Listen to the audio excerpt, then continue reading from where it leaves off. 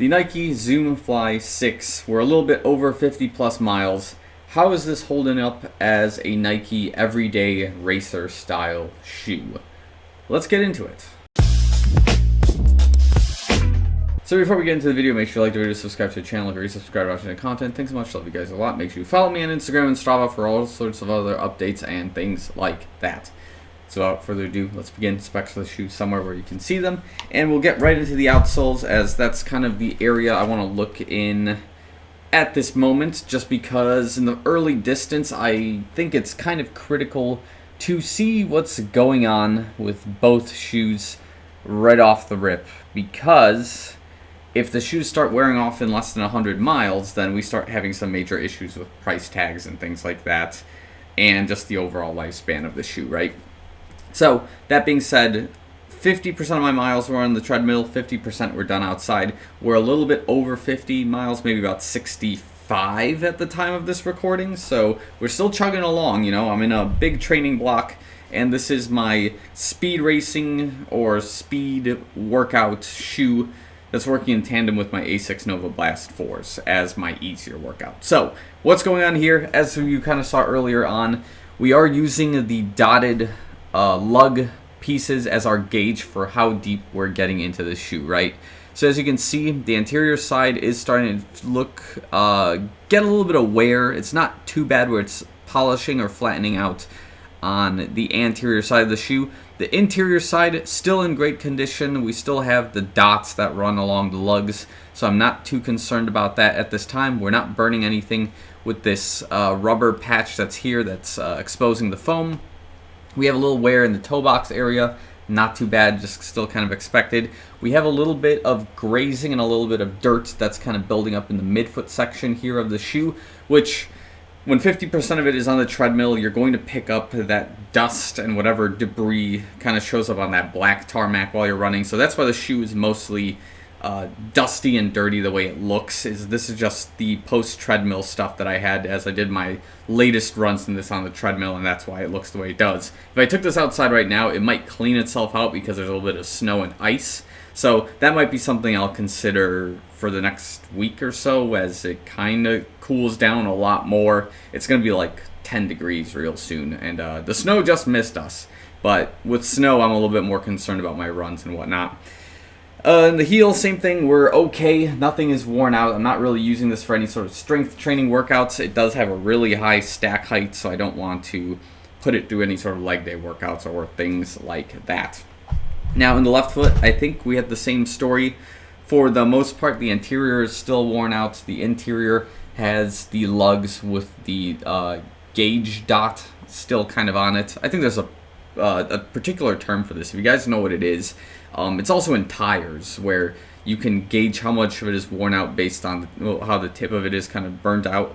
And yeah, same thing in the heel, same on the outside of the shoe. It just seems like the hot spot for strike points with the shoe for my left foot seems to be the middle area and the anterior side. So there's this area right there, and then of course the interior side seems to be okay. So 50 miles deep, I would say the wear is as expected for the conditions I've put it in. I'm not overly concerned about it, just something to continue to monitor as we start putting in some more miles. Now, on the exterior side of the shoe, or the upper, I guess you can say, the same thoughts and concerns are still kind of prevalent, which is that the shoe itself does still run a little bit tight. So my recommendation is that you would go a half size up if you want to experiment with. But if you have a usual size that you're tried and true with, you can give it a spin. Maybe it's not as tight for you as it was for me. But again, it's just a smidgen tight. And what happens as a result is certain socks that I wear will slightly constrict blood flow in my foot, which seems to be a Zoom Fly, since the Zoom Fly 5, kind of an issue with the shoe. So you have to like even tie it a little bit loosely just to allow for that blood flow, but as a result you lose a little bit of that heel lockdown, so it creates an assortment of problems if you don't even have the right socks. But that being said, another thing I was thinking about when I was running with this recently, there's two things I thought about. One, Because I'm starting to run more than 50 miles a week, and I'm not even in like an official training program, what's happening is that sudden burst in distance per week is wearing out all my muscles, joints, tendons, especially in my feet, right? So when I'm running with this thing and the shoe is sort of as stiff as it is, my feet sort of get sore in the first 2 to 2.5 miles, but then they eventually get, the blood flow they're looking for, the beatdown starts, I guess, not being as bad, and what happens then is the run is able to proceed as normal. But early on, when I start off with the workouts in the shoe, it feels like it's really stiff, and there's like an aching in the arch of my foot. It's not painful, but it's just achy and just really annoying, and I've always remembered this with the Zoomfly series shoe, with things that were like tied down too tight, and certain shoes with certain socks that had a lower, I guess, offset in stack height. Now, that doesn't apply here because this is an 8mm offset with the 40 and 32, kind of resembling the Vaporfly Next Percent and the Alphafly 3's current specs. But all of that being said, it probably makes sense that if you are using the shoe for a workout, to have a warm-up of some sort, or a warm-up product in your belt for the first mile, maybe mile and a half, if you experience that stiffness or achiness in the shoe. So I think those are the two things I was concerned about, was the toe box tightness and the achiness and stiffness of the shoe being sort of a disadvantage when you start kicking off your workout for whatever it may be. Now, in terms of the foam and the carbon plate use of the shoe, it's fine. I don't see any issues with it. I think there is some pace to be given from this shoe. I would say like 20 to 30 seconds on, I would say your heart rate's remaining the same.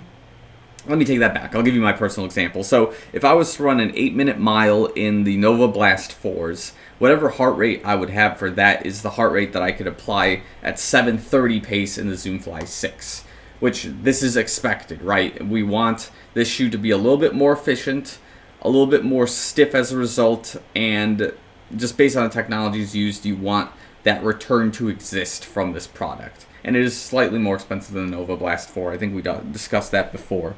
So all that being said, I think the shoe is doing okay for now. If there are better everyday racer shoes on the market, it would be worth checking to see if I've talked about that shoe before, or if it's from a different brand. I would consider trying those out first before the Zoomfly 6, but if you are a Nike, I guess, purist, this is probably still a decent everyday runner or everyday trainer with race capabilities that you can work with.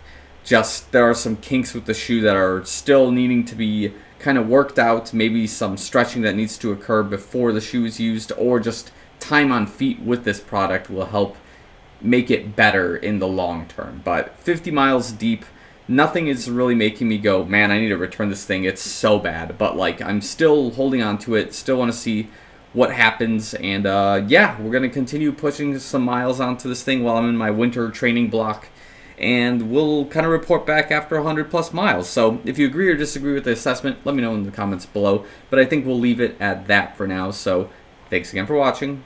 I'll see you guys in the next one.